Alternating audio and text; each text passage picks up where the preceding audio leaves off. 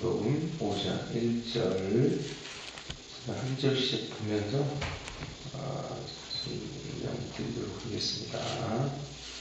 1절부터 일단 5장 1절부터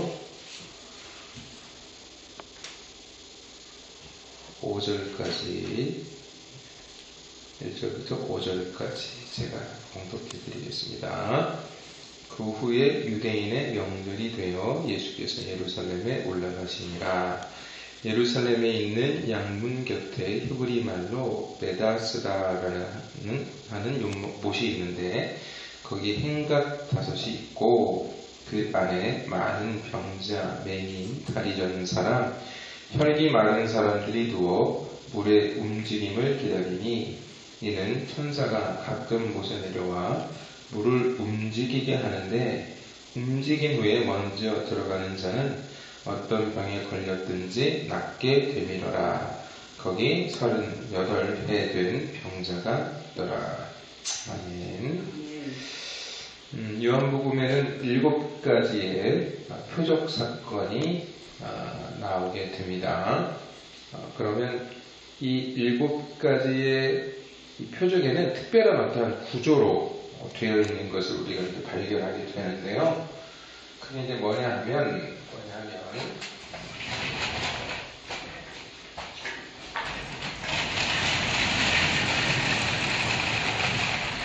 표적이 먼저 이제 예수님께서 표적을 행하십니다.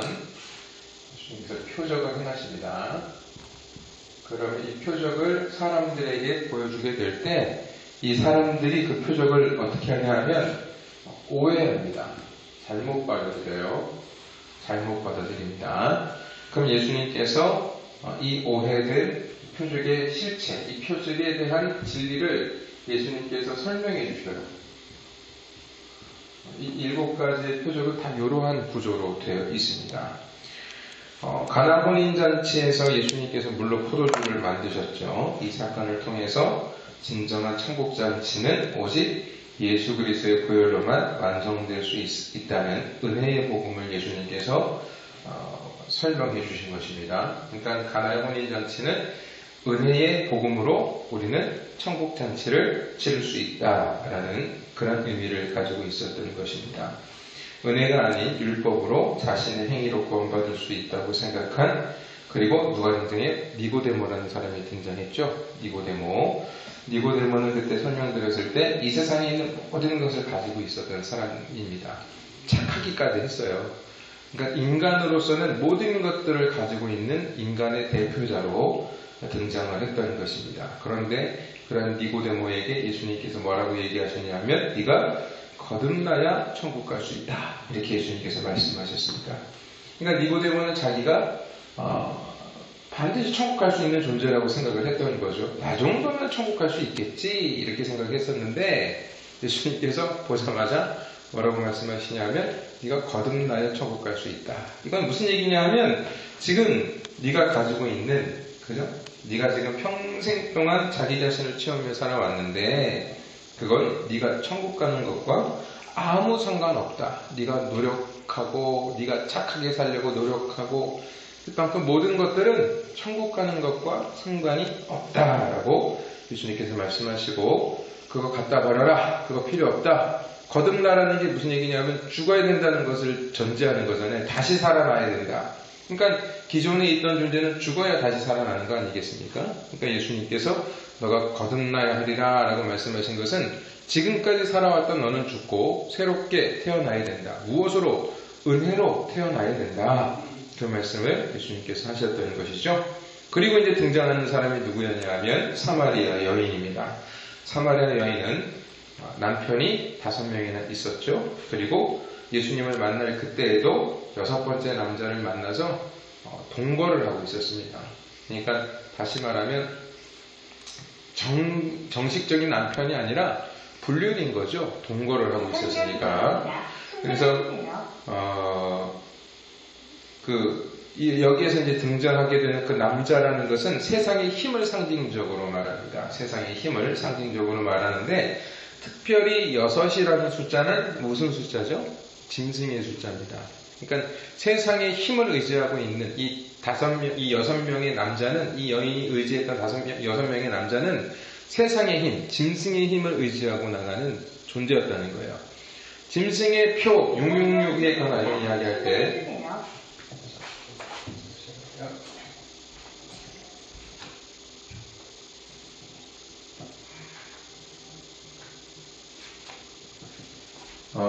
잘 들리시죠? 여기서도.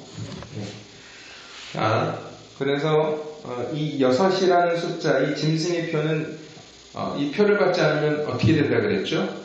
매매를 할 수 없다 그랬죠. 세상의 것을 취할 수 없는 겁니다. 그러니까 이 6이라는 남자는 무엇입니까? 이게 세상의 것으로 자기를 채우며 살았던 존재를 대표적으로 이야기하고 있는 사람이 바로 누구냐 하면 사마리아 여인입니다.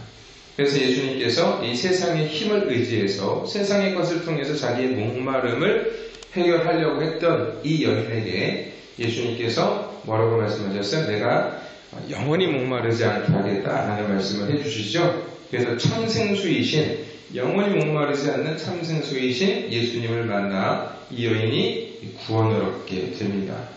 그런데 이 여인이 예수님을 찾은 것이 아니죠. 그죠? 이 여인이 정신없이 세상의 것에 몰두하고 있을 때 예수님께서 이 여인을 찾아오신 거예요. 멀리서부터. 그러니까 뭡니까? 이게 은혜인 거예요. 이 여인이 예수님을 막 찾아 헤매다가 예수님 만난 게 아니라 이 여인은 그냥 지금 뭐하고 있었던 거예요? 세상의 힘을 의지하고 이 남자와 이 6명의 남자를 통해서 자기의 이 욕구를 채우기 위해서 살았던 것이었는데, 그러한 이 여인을 예수님께서 일방적으로 찾아오셔서 은혜의 생수를 부어주시는 것입니다. 은혜라는 것입니다. 그리고 이 여인을 통해서 이 여인의 동네 사람들이 예수님을 알게 되고, 그리고 그들이 예수님의 말씀을 들어서 구원을 얻게 되는 거죠. 그러니까 이것 또한 뭡니까? 은혜입니다. 은혜. 그러니까 구원은 하나님의 은혜로 말미암아 우리에게 주어진 믿음으로 얻게 되는 거예요. 믿음은 우리의 행위가 아닙니다. 이걸 우리가 착각하면 안 돼요. 많은 사람들이 이걸 착각합니다. 믿음은 내 안에서 발동되어지는 나의 행위라고 생각을 하는데, 믿음은 하나님께서 택하신 백성들에게 주시는 증거예요. 아시겠죠? 예, 하나님께서 택하신 백성들에게 주시는 증거가 바로 믿음이라는 것입니다. 그러니까 믿음이라는 것을 우리의 행위로 오해해서 우리가 하나님을 믿어 주어야 한다는 식으로 생각을 하면 안 되는 거예요. 그러니까 제가 늘 말씀을 드립니다만, 많은 교회들이 우리가 믿어 주어야 한다라는 식으로 말씀을 하시는 교회들이 많아요. 아닙니다. 우리가 믿어주는 게 아니에요. 하나님께서 은혜를 베풀어 주셔서 우리를 만나 주시게 될 때 우리에게 무엇이 생기는 겁니까? 믿음이라는 것이 생기게 되는 거예요. 은혜로 말미암아. 그러니까 은혜의 증거가 뭐냐 하면 믿음이라는 것입니다. 이걸 잘 분별하셔야 돼요. 이게 정말로 무서워. 지금 예수님께서 그걸 계속 지적하시는 거거든요. 니네들의 행위로, 너희들의 어떤 선함으로 너희들이 구원받는다고 생각하니 아니라는 것입니다. 오직 하나님의 은혜로만 우리는 구원을 받을 수 있다는 것입니다. 그러니까 우리가 믿음이라는 것은 우리가 믿어 드리는 것이 아니라 절대로 믿을 수 없는 자들에게 믿을 수 있는 능력을 하나님께서 우리에게 은혜로 주시는 거예요. 그것에 대해서 나와 있는 데가 어디냐 하면 에베소서 2장 8절, 9절, 10절을 보시게 되면 그 내용을 사도 바울이 말하고 있는 것입니다. 은사, 하나님이 주신 은사는 선물인데 그게 믿음이라는 거죠. 그리고 이제 뭐가 등장하냐 하면 가짜 믿음, 가짜 영접에 대해서 예수님 성경에서 말씀을 하고 있죠. 하나님께서 주신 믿음이 아니라 눈에 보이는 표적, 또 세상의 표적만을 보고 예수님을 영접하는 무리들이 성경 말씀에 등장하게 됩니다. 그리고 그들을 대표하는 왕의 신하가 등장하게 되죠. 자신의 아들을 고쳐달라고 하며 믿음이 아닌 표적을 구하는 그러한 장면이 또 성경에 기록이 되어 있습니다. 예수님께서는 이 왕의 신하를 질책하십니다.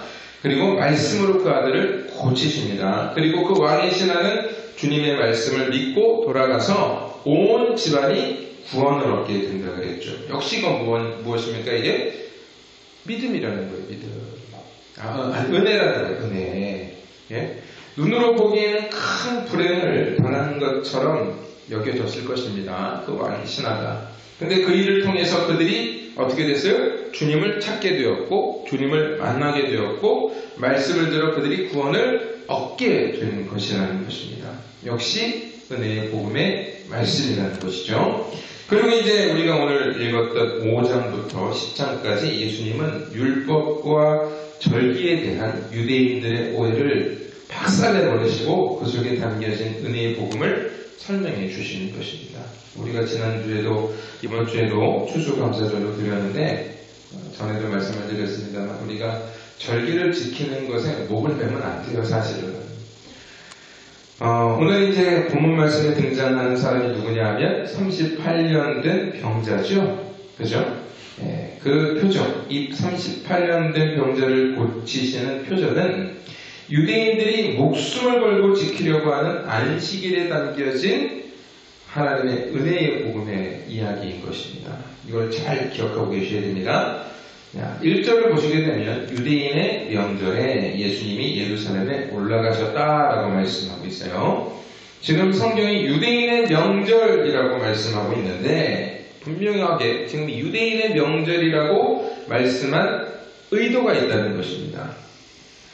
요한복음에서 유대인이라는 어떤 그 호칭은 특별히 예수 그리스도를 거절하고 그를 죽이려 했던 종교 지도자들, 유대인들의 그 기득권자들을 가리킬 때 주로 사용한 단어가 바로 뭐냐 하면 유대인이라는 것입니다. 그러니까 예수님을 거절하고 예수님의 반대편에 서서 자기들의 행위와 자기네들의 힘으로 구원을 얻을 수 있다라고 생각하고 그래서 회개하고 하나님의 은혜를 의지하라고 말씀하시는 예수 그리스도를 죽이려 했던 무리들을 유대인이라고 명명하고 있는 것을 보게 됩니다. 그러면 지금 유대인의 명절이라고 말씀하고 있는 그 성경의 의도를 우리는 이해할 수가 있게 되는 것이죠.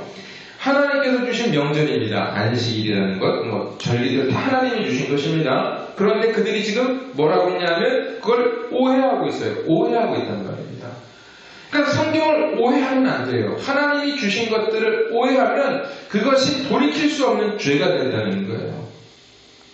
자, 하나님께서 주신 명절이지만 유대인들이 오해하고 있는 명절이라는 의미가 지금 유대인의 명절이라는 말의 의미에 담겨져 있는 것입니다. 엉뚱하게 하나님이 주신 명절 안식일을 주신 거, 유월절을 주신 거, 맥주절을 주시고 초막절을 주시고 한 그 모든 절기들을 하나님이 주신 목적이 있는데 그걸 엉뚱하게 믿는 거란 말이에요. 엉뚱하게 지키는 거예요.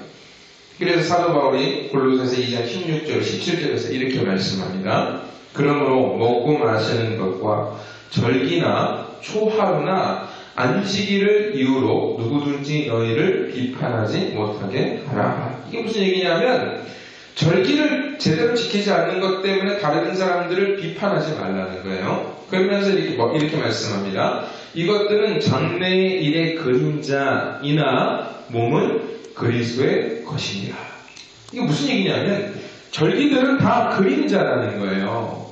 실체가 아니라는 것입니다. 그러면서 그 절기들의 실체, 그 몸은 누구냐 하면 예수 그리스도라는 거예요. 그러니까 우리가 안식일, 그 다음에 유월절, 우리가 오늘 이번 주에 드렸던 그 감사절, 추수감사절, 이 추수감사절이 초막절과 같은 의미라고 했죠. 초막절, 또 오순절, 이러한 성경에 나온 등등 있는데, 나팔절도 있고, 모든 이 절기들이 다 그림자예요, 그림자. 그림자는 그러면 실체가 있잖아요. 그림자가 실체가 아니잖아요. 저도 지금 여기 서 있으니까 그림자가 보이는데, 이 그림자는 누구 때문에 보이는 거죠? 이 몸 때문에 보이는 거죠. 그러니까 지금 이 절기들의 몸은 누구라 그래요? 예수 그리스도라고 말씀하고 있는 것입니다. 그러니까 우리가 추수감사절을 우리가 지내도 그 추수감사절을 통해서 십자가에 달리셔 우리를 구원하신 예수 그리스도를 볼 수 있어야 되는 거예요.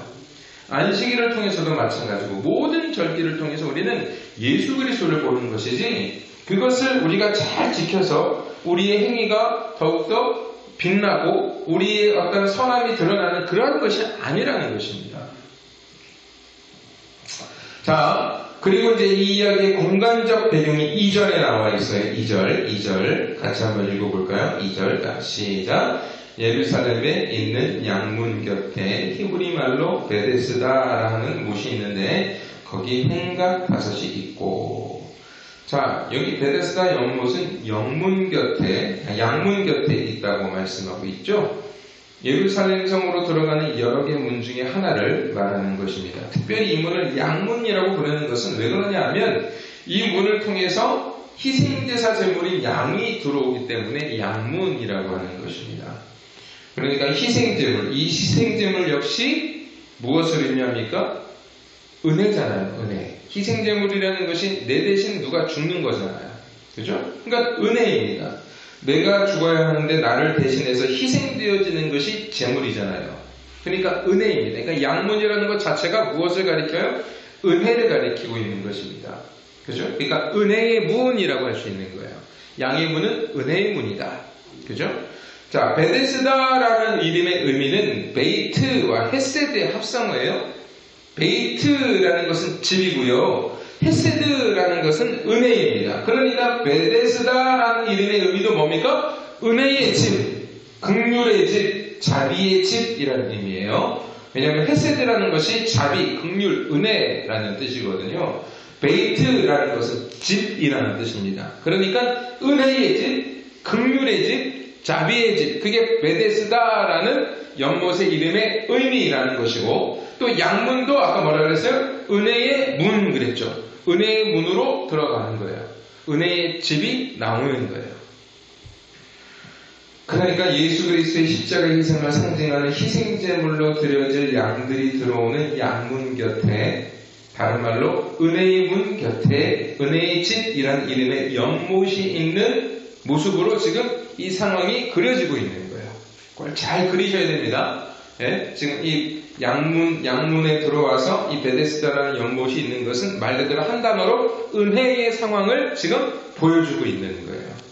근데 이러한 공간적 배경 가운데 어떤 사람들이 지금 우글우글거리고 있냐 하면 3절과 4절을 보시게 되면 이렇게 되어 있습니다. 같이 읽을게요. 시작. 그 안에 많은 병자, 맹인, 다리 저는 사람, 혈기 마른 사람들이 누워 물의 움직임을 기다리니 이는 천사가 가끔 못에 내려와 물을 움직이게 하는데 움직인 후에 먼저 들어가는 자는 어떤 병에 걸렸든지 낫게 되미로라. 그러니까 지금 그 은혜의 집이라는 그 연못에 많은 병자들이 와 있습니다. 근데 특별히 3가지의 병만이 기록이 되어 있어요, 성경에. 어떤 사람들이에요? 맹인, 다리 저는 사람, 혈기 많은 사람이죠. 3명입니다. 그죠? 3분. 그러니까 3명이 있는 게 아니라 많은 병자들이 있고 그 병자들 가운데는 수많은 병들이 있을 거 아닙니까? 그죠? 지금 이 3병만 가지고 있는 사람이 아니라 많은 병자들이 있는데 특별히 성경은 다리 저는 사람, 맹인, 혈기 많은 사람들이 기록되어 있어요. 이 3가지의 병명은 어디에 등장하냐 하면 구약 성경에 등장을 합니다. 그러니까 하나님의 은혜 가운데 있지 못한 사람들을 상징적으로 보여주는 병이 뭐냐 하면 소경, 맹인, 다리 저는 사람, 그 다음에 혈기 마른 사람. 이 3병이란 말이에요. 그러니까 지금 이 은혜의 집, 은혜의 문, 은혜의 문에, 은혜의 집에 지금 이 베데스다라는 이 연못에 모여있는 사람들이 다 어떤 사람들이에요? 하나님의 은혜로부터 떠나 있는 사람들이 지금 우글우글 거리고 있는 거란 말입니다. 그죠?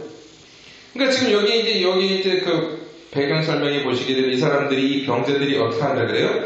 물이 움직이면 천사가 가끔 못에 내려와서 물을 움직이게 할 때 이 병자들이 물속으로 뛰어들어가면 어떻게 된다는 겁니까? 낫게 된다라는, 이게 진실이 아니고 전설이 있었다는 거예요.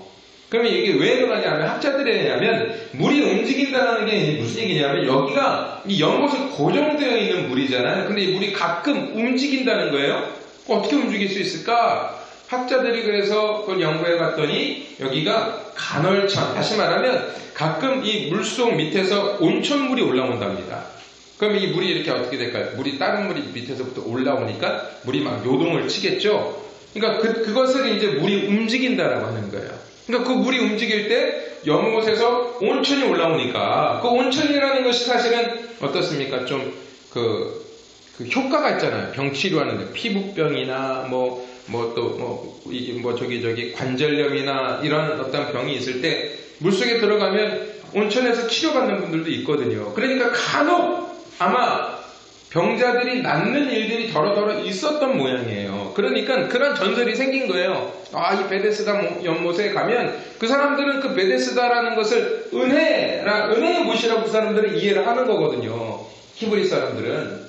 그래, 그 은혜의 문에, 이 은혜의 그 연못에 들어가면 병이 하고 하니까 병자들이 늘 뭐하고 있는 거예요, 거기에서? 뭐하고 있는 거예요? 그 물이 움직일 때를 기다리고 죽치고 거기 앉아서 물에만 집중하고 있는 거예요. 그래서 연못이 움직이면 다 어떻게 하기를 지금 원하고 있는 거예요? 뛰어들어가려고 준비를 하고 있는 것입니다. 그럼 잘 생각해 보십시오. 이 연못에 들어가기 위해서 이 사람들이 옆에 먼저 들어가면 병이 낫는 거예요. 먼저 들어가면. 그러니까 지금 이게 다 어떠한 상태예요? 이 사람들이 다 병자인데 다 지금 서로가 당신은 무슨 병에 걸렸어요? 이러면서 막 서로 위로하고 빨리 낫기를 원합니다. 이러한 상황이었을까요? 아니면 이놈보다 내가 더 먼저 들어가야지 하면서 이렇게 대기를 하고 있었을까요? 자기 생각밖에 안 하고 있었겠죠. 그런 상황인 거예요. 하나님의 은혜의 집 안에서 이 인간들은 뭐하고 있어요? 또 서로가 서로를 경계하고 자기의 유익을 얻기 위해서 나만이 치료받기 위해서 지금 혈안이 되어서 지금 눈을 부라리고 그 연못에 집중하고 있었던 상황인 것입니다. 그러니까 그 상황을 오길 기다리며 베데스다 연못가의 병자들이 이렇게 대기를 하고 있었던 거예요. 그런데 그들이 연못에 물이 동하게 될 때 제일 먼저 들어가는 사람들이 낫게 되니까 그냥 다른 사람들을 내가 누르고 이겨야지. 이게 세상이잖아요. 근데 거기 이제 등장하는 사람이 누구냐 하면 38년 된 병자가 등장을 하게 되는 것입니다. 이 사람은 절대로 움직일 수도 없는 자였던 거예요. 다른 사람들이 연못에 자기의 힘으로 들어가게 될 때 이 사람은 그 연못에 사실은 들어갈 수도 없는 그런 존재였던 것입니다. 그러니까 지금 이 말씀에서 지금 무엇을 우리에게 말씀하고자 하는 것이냐 하면 은혜라는 거예요. 은혜. 그러니까 지금 연못에 들어가는 것도 누구의 행위로 들어가는 거죠? 자기의 힘으로 들어가는 거죠. 내가 상황만 되면 내가 열심히 내가 들어갈 거야. 내 힘으로 들어갈 거야. 이렇게 지금 사람들은 생각하고 있을 때 예수님께서는 어떠한 자를 선택하시는 것이냐 하면 움직일 수도 없고 아무것도 할 수 없는 그 38년 된 병자를 택하시고 그를 은혜로 고쳐주시는 장면이 이제 여기에 나오는 거예요. 은혜입니다. 은혜. 우리가 구원받은 것은 권사님이나 저나 구원받은 것은 우리의 행위가 아니라 은혜로